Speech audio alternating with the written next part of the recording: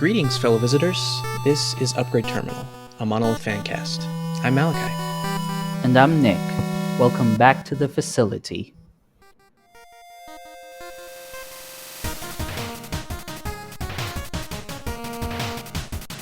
Nick, it's good to be talking to you again. How was your week? My week was, for the most part, rather uneventful, really. Nothing much happened. Although there is one little thing that I wouldn't mind sharing. So recently, my dad has gotten into doing the New York Times online crosswords. A noble pastime. He really likes doing crosswords, but he finds that the ones that come in like the local newspaper just are a little bit too easy. He's already a bit familiar with how they're usually constructed, so he likes to do these that are a little bit more complicated, a little bit more tricky. So he's a pro. He's not playing on the. He's not a crossword noob, is what you're saying. No, I wouldn't consider him like a professional, but definitely he has an affinity for it. But the thing is, he likes to do them with me, partly because it's fun, but partly because you have a good vocabulary. Well, it's more like sometimes there's specific vocabulary that he's not familiar with because he's not as well acquainted with U.S. culture and U.S. slang as much as I am. So there's little gaps in his knowledge, and I can sometimes fill those in, or I can sometimes think of a particular word that fits in this slot, and it really makes it so much more interesting and fun for the both of us. Yeah, okay. So he's using your knowledge of youth culture. I wouldn't quite say it that way, but that makes sense, though. You know, you've got two people from two different generations collaborating on a crossword. Oh, that's nice. Yeah. I this week, well, actually today, I was in Seattle getting coffee, and I had something happen that has never happened to me before, and I was curious if you've had this happen to you. Oh. So, you know, when you order coffee at a cafe, right? And let's say Starbucks. No, let's not say Starbucks, because you know what? I don't like Starbucks. That's fine. Unless Starbucks one day wants to sponsor our little Monolith podcast, in which case I love Starbucks. But I usually go to local coffee shops. They'll ask for your name, right? And then they write your name on the cup. So when the coffee's done, they shout your name. And today I ordered this cup of coffee. They didn't ask for my name, which I didn't think anything of that. But when the coffee was done, the woman that was serving the coffee grabs the cup and says, "Malachi?" She said my name, and I remembered they didn't ask for my name, and I was so confused. It really took me by surprise. But I guess that their payment system automatically grabs names off the credit cards, and because I paid with a card, and put it on the cup. Have you ever had that happen? No. In my case, they always ask for my name. Yes. Yeah. Me too. Huh. So yeah, I don't. I guess there's like new checkout technology or something. I don't know. But yeah, it was kind of funny. So be on the lookout for that. That's new technology. I mean, the thing is also, my name is a lot more common than yours, so yours stands out a lot more. It's more memorable than mine. Yeah, it's actually kind of a issue for me at coffee shops. I've debated just like saying Mal, like M-A-L or something like that, because Malachi really confuses people. But anyway, so yeah, it's good to be back with you. Let's jump into our discussion, our Monolith discussion today. And right at the top, we want to let all listeners know that there will be spoilers for the release content in this and every episode of Upgrade Terminal. This is going to be the only spoiler warning you get, because I'm sure most listeners that actually want to listen to a podcast devoted to Monolith are pretty familiar with the game. So yeah, and I would say that any listener who already knows who we are, or likely found us, probably is already intimately familiar with the game at this point. So they especially if they follow our writing, because we tend to write about a lot of things regarding Monolith. Some of it is late game content, stuff that you get right at the end. Absolutely. So because these are the things that we want to talk about, we don't want to spoil anything for anyone. So if there's anything about the game that you're not yet familiar with or that you're unaware of, I would suggest go and play Monolith some more and find out what's going on with that. Yes, yes. If that's not clear, we're very pro playing Monolith. And yeah, if somehow you found your way here and you haven't played through the game, stop now and you can come back later. You don't want to have the game spoiled for you. But yeah, so the first thing we want to talk about today is our favorite ships. Our favorite Mhm. ships, not our favorite fan ships, as in not relationships. not shipping, not shipping. Yeah, we're not shipping any of the ships. No ship shipping. Maybe we'll do an episode on that later.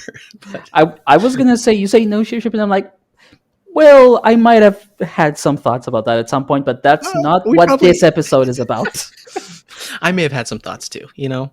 Yeah. I mean, who's to say that D13 doesn't fall in love with a crawler? You know? I mean, my head canons presumably, but again, that's another episode.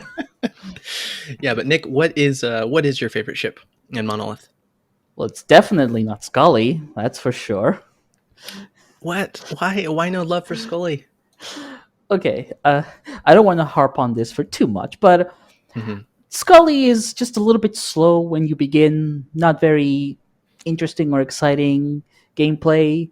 Uh, just it feels like, oh, I like the weapon design, the sort of Mm-hmm. the way weapons usually work, and I find Scully is just a bit tedious to begin. I like having a weapon early on to just kind of get the game going, and I just don't find it as fun in practice. It's fun to think about, but in practice, I just find, oh man, I really just wish I had, like, I don't know, a good laser right about now.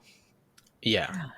And and then at the end of the game, you're like super powerful, and you have all of these modifiers on you, and you just Mm-hmm. sort of break the game because you kill everything in 2 shots. And perhaps a slightly more relevant, I would say, just dislike Mm-hmm. is that for me, every character except Scully, they are they feel like they are part of the story of Monolith. They have a certain they contribute to the tone, the atmosphere, the gravitas Mm-hmm. of the subtle story. It's a story Yes. about visitors finding this cursed, long forgotten power, and dealing with horrible creatures that come forth from this domain, Mm-hmm. and the sense of loss that pretty much almost all of them, in a sense, fail their mission Yeah. to some degree. And I feel like Scully just has none of that. It is a complete tonal departure from all of it. And I Yeah, get that some I people, would agree with that. Yeah. and I get it's not that it's wrong or incorrect to be goofy and a little bit silly, Mm-hmm. but I just can't get I'm as glad a you're not saying that. but the thing is, I feel I can't quite get as attached to this character because, in a sense, it doesn't feel like they belong in this world, in this story, in the same way that Null and D13 do. Yeah, I kind of I feel like I agree with you. The tone, the Scully tone is very different, and I feel like Scully's, everyone in the room is serious, and Scully's cracking jokes, and it's Mhm. like Scully doesn't know when to not make jokes. So Scully's The- posting memes into the work Slack, I guess. yeah, like I said, I have nothing against the character, and I've Hmm. played Scully, and I've still enjoyed it, but I just don't. I feel like I am not interfacing with the story and the atmosphere that the world just oozes out when I'm playing this character. Yeah, definitely not as compelling. But so if that's okay, we've established Scully is not your favorite. Who do you like then? So I've thought about this, and we did talk a lot about this a little bit when we were sort of thinking about the topics. And Hmm. I came to the conclusion that, as boring an answer as it may seem to some people, my favorites really are just Null and D13, the two of them together. Okay, that's I I don't find that boring, but please expound on this. Well, it's like, oh, you pick the default characters as your favorite. That's a bit, doesn't feel like an interesting choice. But from a gameplay perspective, because Hmm. I always think about sort of both gameplay and story perspective. From a gameplay perspective, I just feel like the game is perfectly balanced for these two ships. You Hmm. utilize pretty much all of the mechanics in the game. You see everything, and I just find it fun. It's fun to play as Overlord with your swords and chaos with all your random stuff and AB with actives. That's all fun, but at the end of the day, I feel like these two ships represent sort of like the essence of Monolith and what I love so much about it when I Hmm. play it. Yeah. And then you have the story side of it, which is like I find the journey that these two ships go through as you play through the game to be just a very compelling one. Absolutely. I just I am deeply fascinated by you know these two ships together, and like, what are they? Are they friends? Are they rivals? Something else? What is going on between them? What Hmm. compelled them to dive into the facility and search for this? Like, we Yeah. are told at the start that they are searching for the power eternal, but it's never really established why do they want it? What do they want it for? What do they hope to achieve with it? Hmm. Yeah, I think that they're definitely. I would agree that they're kind of like the core of the game. Mm-hmm. Like the Null D13 story is the main focus, and then Chaos and Overlord. I mean, that adds awesome backstory to the game, and it Mm-hmm. fleshes out the world. But Mm-hmm. still, and I think Team D13 themselves would agree that the story between Null and D13 is what the rest of the game revolves around. So. Mm-hmm. And I'll make one more final point, and then I'll let you speak. But I Mhm. f- I want to point out specifically that the moment, the sort of the original final moment of the game Mhm. before the DLC added a whole bunch of cool stuff. It's it's the fight between Null and D13, but Null has become Monolith. Mhm. This for me is like the emotional peak of the game. It is the highest point. Mhm. It is for me such a compelling moment that you, as D13, this ally, this friend of yours, the one that you came here with, now you have to shoot them down. Like, you have to Mhm. fight against someone who used to be presumably your friend. Well, again, we don't exactly know what the nature of that relationship is, but Well, that, they're friends. I think most people would agree they're at least friends, right? yeah, yeah. But I just find that moment, like that revelation that this is what you have to do. Like, you have no choice but to shoot them down. It is a moment that I find incredibly compelling and interesting, and it is why in my writing I have come back to this singular point many times over, because that's how much of an impact it had on me, and why they're my favorite ships in the game. Yeah, I've come back to that point as well in my own writing.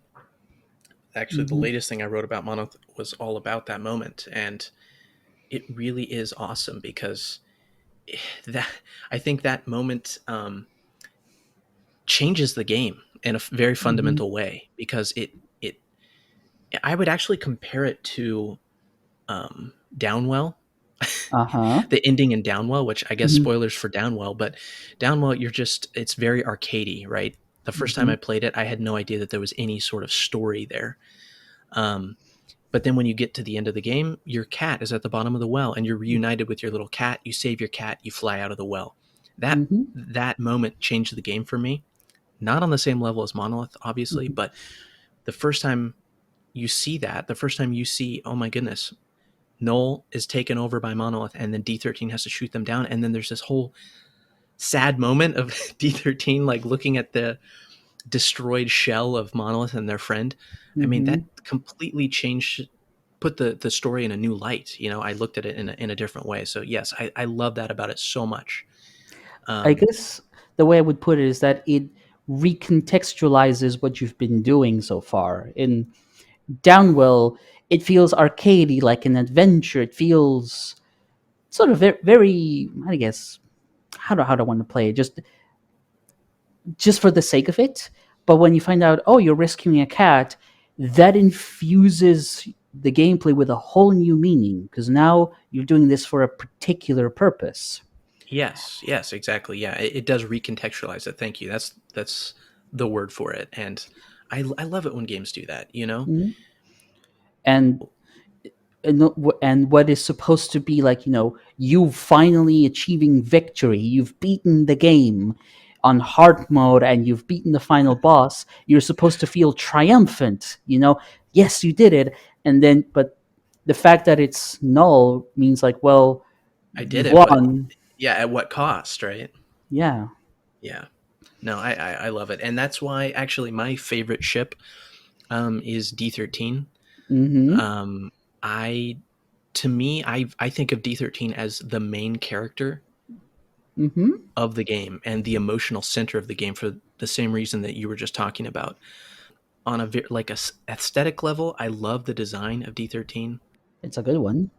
Yeah, I just recently I on the Discord I posted an image of I made I've always liked Lego, and I used my extremely limited Lego supply to try and make a D13, and I framed it and hung it on my wall because I just love D13's design. I find it really really cool. And when I first started playing Monolith and I saw that there were pins, I Mm-hmm. immediately got the pins and the stickers. And I wish D13 was on the shirt because I have that too. There's only null, and I'm not a null hater, but I would love it if D13 was on there too. But I bought those pens because I was like, oh yeah, I want to. I put D13 sticker on my water bottle. I've got that, so I've got that wherever I go. And then I had the pin, and actually after I got the pin, I put it on my bag, right? And I went to work, and we were interviewing a new employee. Uh-huh. This guy was really interesting because the only thing he brought for lunch was a can of pickled asparagus. Odd choice. Odd choice, but he shared it with me. It was really good pickled asparagus. But I had I had D13's pin on my bag, and he saw the pin. He looked at it, he's like, huh, so you like video games? And I was like, yes. And I like kind of leaned in because one of the reasons that I like to buy, I've got a Downwell shirt, I've got my Monolith shirt. When I wear those, I'm kind of hoping somewhere out in the wild, I'm going to run into someone that's like, oh, hey, Monolith. And then I can just run and embrace them and be like, oh, my long lost brother. And so I thought this was that moment, and I lean in, I'm like, yeah, I do. And he's like, I know that game. And I was like, oh my gosh. I was like, this guy, okay, I can forgive him for the giant can of asparagus he's eating. He knows Monolith, and he's like, yeah, no, I think I know that game.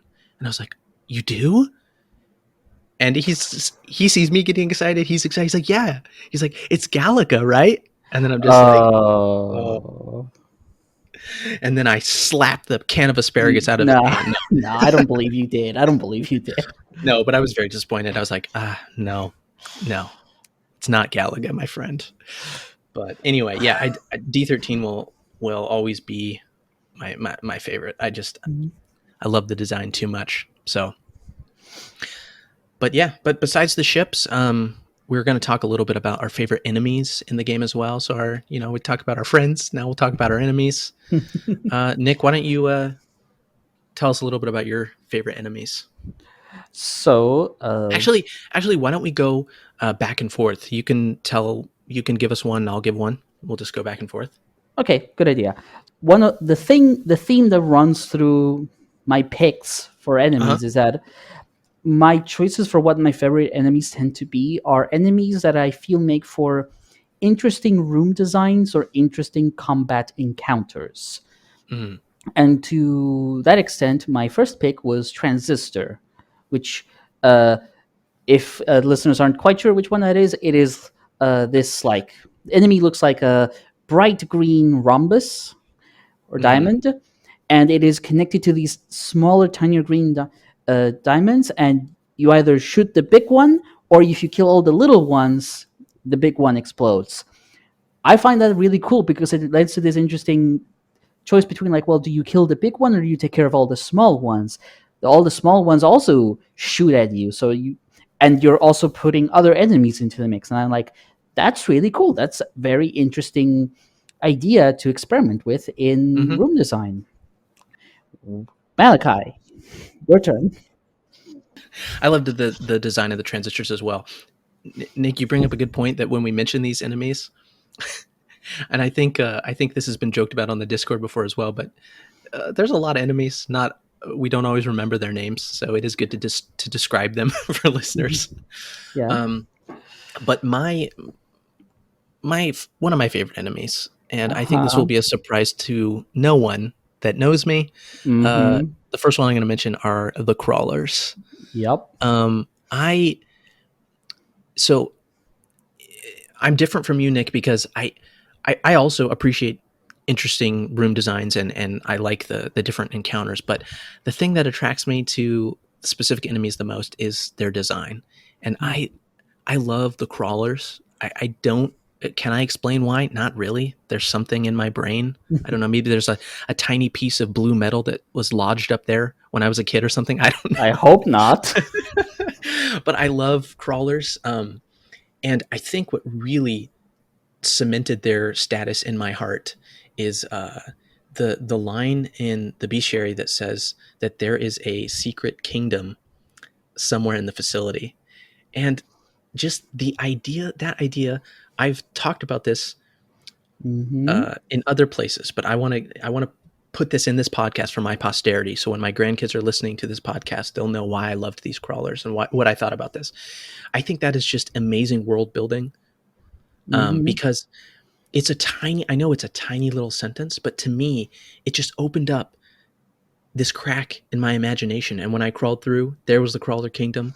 Mm-hmm. I thought it's just so much fun to imagine that, like, as I'm going through the facility, that there's a whole nother civilization, this a whole nother society hidden somewhere in there that's just doing their thing and sending guys out to crawl on the walls and shoot fire at me.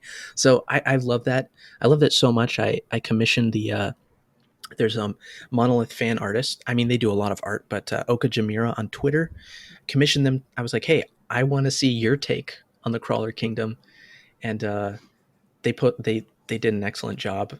They drew some cool, like, crawler like hieroglyphs and things like that. It was very, very cool. But that just really captured my imagination. So I love the design, the big red eye, and Mm-hmm.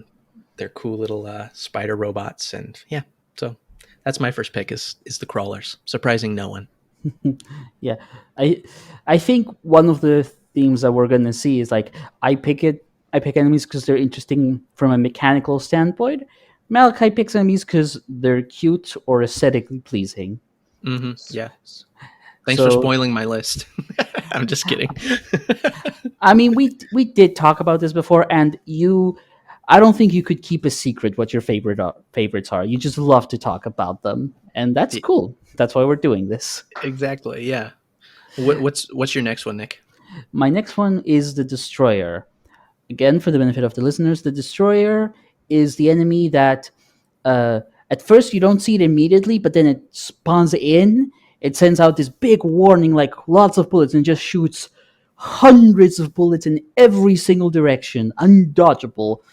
But It's like a giant construct, right? yeah, it's a giant construct, but the room is always designed in such a way that you have cover, but you have to figure out, oh, this is the danger, I need to react quickly, and then have to sort of peek behind cover at appropriate times to get rid of them. Mm-hmm. Again, I just find that it leads to interesting room designs and considerations as to how do you design a room with this kind of enemy in it, and alongside with, again, more enemies to sort of really spice up the encounter. Oh yeah, destroyer rooms are always they've always got me on edge. Always It's pretty also intense. just it's also just fun watching players who encounter them for the first time because they have no idea, like, what's that, and like, what, that's so many bullets, that's not fair. It's like, well, you gotta stay on your toes. Yeah, and it's really quick too. It transitions between its two attacks very quickly. Mm-hmm. So you can't stay behind cover because it launches it can attack you behind cover and then it gets you out in the open and launches Mm-hmm. bullets again. So Yeah. Malachi, what's yours? I'd say my next one is the Hermits. Uh, Mm-hmm. I love the Hermits because they have great fashion. I'm a scarf guy. I've loved scarves since I was a kid. So in like autumn when it's scarf season, I'm always celebrating. I like to wear scarves. I like to see scarves on other people. They're awesome. So yeah, hermits with little scarves on. I know they don't all have scarves, but I love the ones with scarves the most. So yeah, they're just cute, and I really like. Um, so there's two hermits that will appear in the hub, Mm-hmm. and I actually love the enemies appear in the hub, but we'll talk about that in a later episode. But there's two of them. There's a shy one, and that's the one that you can play tag with that runs around. And then I remember the first time I went to play tag with the one that's not shy, and he just goes, "Get lost." I love that guy. I love that little hermit. I just, you know, I love him so much. So Mm-hmm. I always respect him. Yeah. He asked me to get lost. I'm like, oh, yes, sir. Thanks for hanging out in the hub. Come back again soon. What I in the, on the subject of hermits, Hmm. uh, there is another third recurring hermit, which is the hermit that gives you the care package. And Oh yeah, if you talk to it, it'll say the cat sends its regards, referring to Clinus. And I'm like, what do you make of that? That apparently the cat has just hired them, and he's just like, yeah, go send a care package to them down the floor. I like that. I like that. Yeah, I forgot about that because I haven't bought a care package in Monolith in a very long time. But I like that. I'm glad that Klein's is putting all the scrap that I've given him to good use. That's the economy of Monolith. I'm glad the hermits got work to do, getting jobs, getting by. Well, do you have a third one for us, Nick? I do, and this is the martyr, or the Hmm. martyrs. Again, for our listeners, these are like, they have a particular behavior. These enemies, I mean, that in that if you don't kill any of them, they kind of just ignore you. They Hmm. just leave you alone. But the moment you kill one of the martyrs, all the others immediately lock onto you, and they like dash towards you and shoot bullets. Yes.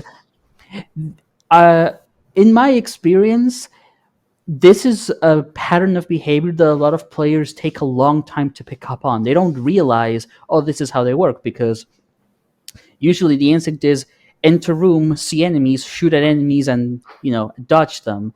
But if Hmm. you just stop and examine them, you realize, oh wait, if I just don't attack these, they'll leave me alone, and I can handle everything else so much easier.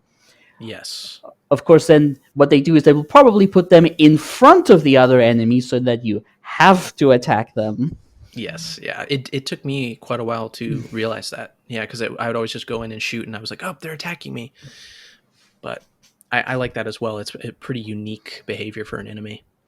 And it can also reward players who pay attention and think like, well, I can have a different plan of attack if I just let those enemies just chill, and then I Hmm. just take care of them at the end after everything.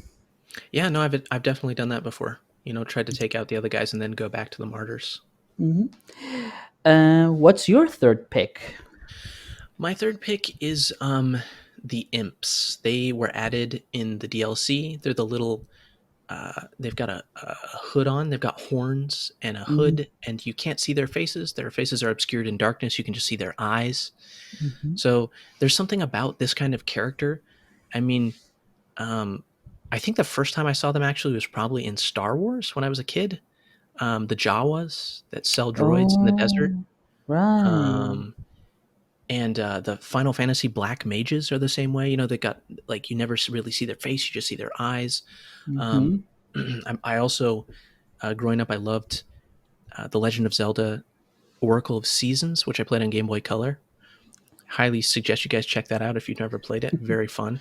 But there's a character, a whole race of characters in that game called Subrosians, and they live underground. And the same thing, they've got little hoods on. You can only see their eyes. I just love Love that design. Oh, also Magalore from Kirby. I was playing Kirby yesterday, Um, and I'm like, oh, there's another little guy. You can't. He's got a hood on. You can only see his eyes.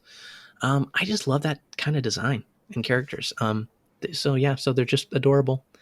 Yep. I love all the little enemies, but those are three of my favorites. certainly seems like there's certain uh, tropes of character design that your brain just loves. Yeah, yeah, and that one just like the imps is a good example of that because it just taps into this. I have a better idea of where that comes from. It's just a lot of characters I've loved throughout my life. It's like callbacks to that. It's a familiar flavor, if you will. It's as good as reason as any to love them. Yeah. So I think we both have an honorable mention, right? Yeah. So my honorable mention are the mimics. Hmm. And the mimics are not really mechanically all that interesting, if I'm honest. They're enemies, they shoot you, you dodge them, but I find it interesting that there's this enemy in the facility that can mimic the visitors. Like Hmm. they Yeah. can take on the designs of either Null or D13, depending on which one of the two you're playing. And I'm like, how do they know what to mimic, and like what is the purpose of them mimicking them? Like Yeah. what why is this here, and what does it like what is it trying to tell me? And I don't have any like deep insights into this. I just find it like really interesting that there's something here that's trying to look like you. Well, and I don't have much more else to say than that, and other than I just think that's neat. It is neat, and their design is like they're like fleshy. It looks like flesh, so that it's almost because it almost looks like they have like an eye. Hmm. So yeah, it's very very interesting design. And what's your honorable mention? Um, I'll mention the constructs. I like all of them. I think they're very aesthetically pleasing, and I actually was thinking the other day that that would be like out of all the monolith characters, maybe perhaps the easiest and best suited to become a Christmas tree ornament or like a wind ornament that you could just hang in the wind would be the Mhm. constructs. So I might explore that option. That'll be my next monolith fan project. You say that Christmas tree ornaments, and I'm already thinking like beneath the tree, it is littered with crawlers. I did make a Lego crawler and put it in my Christmas tree a few years ago. So, I saw that. You make good Lego designs. well, thank you. Thank you so much for listening to our Monolith Fancast, our first episode. Hey, we did it, Nick. Woohoo! Before we wrap up, we just want to say thank you to Arc of Dream, aka Garoslaw, for allowing us to use his music and sound effects in this podcast. He is a fantastic composer and a lovely person, so we're very grateful for his permission and his generosity with the work he's done. Please check out the Monolith soundtracks, both the base game and the DLC one, on his Bandcamp page. Yep, you can support him directly there. Arc, thank you very much. If you have any comments or suggestions for the show, you can reach out to us on our Discord server. We will post the server link in the show description. There you'll find fellow pilots to talk with and discuss the show. Thanks for listening. We'll hope you'll join us next time. This is what you came for, isn't it? So be it.